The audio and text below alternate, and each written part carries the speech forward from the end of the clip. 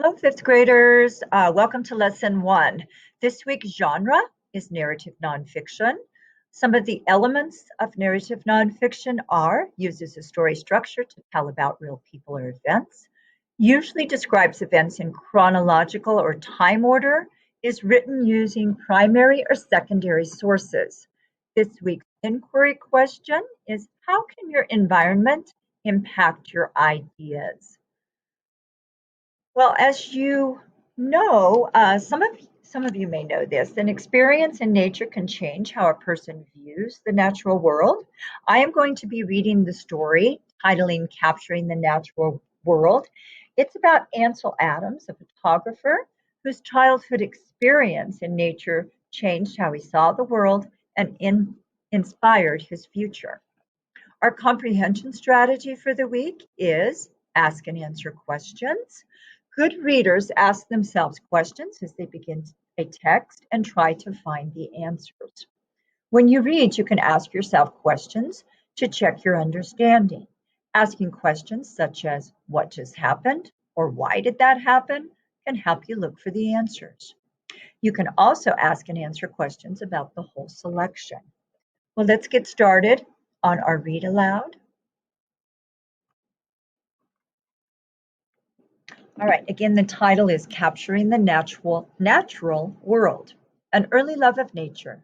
Early one spring morning, 8-year-old Ansel Adams stood on the sand dunes near his home, looking out over the Pacific Ocean. He watched the whitecaps dancing on the deep blue surface of the water. A northwesterly wind blew fiercely against him, making it difficult to stand. Years later, he would remember the clarity of that moment. It was, he wrote, a revelation. It says that Adams wrote about this experience and called it a revelation.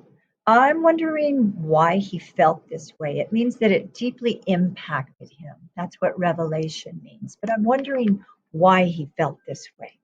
Let's continue. A young naturalist and photographer. 6 years later, a family vacation brought Adams to Yosemite National Park for the first time. The day-long train ride seemed eternal. Hot air blasted through the train car.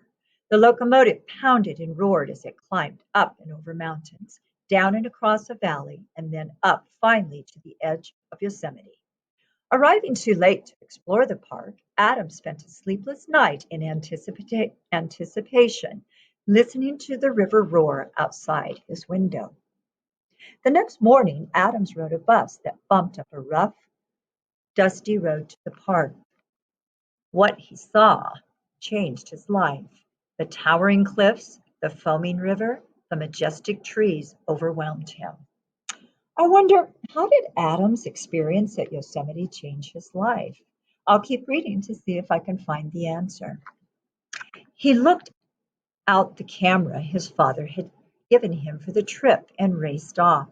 He snapped photo after photo of each breathtaking feature, from the domes of the mountains to waterfalls tumbling over jetting cliffs.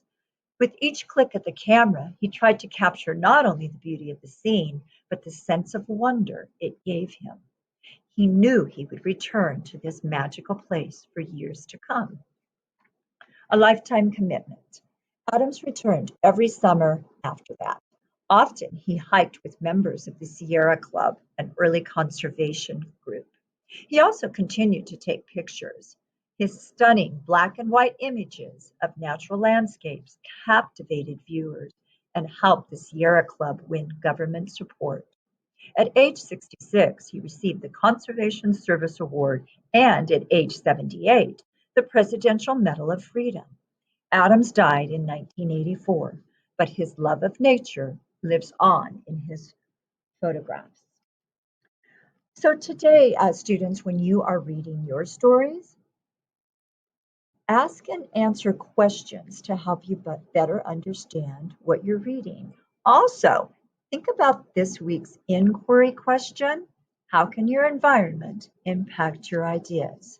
You have a great day. I will see you tomorrow.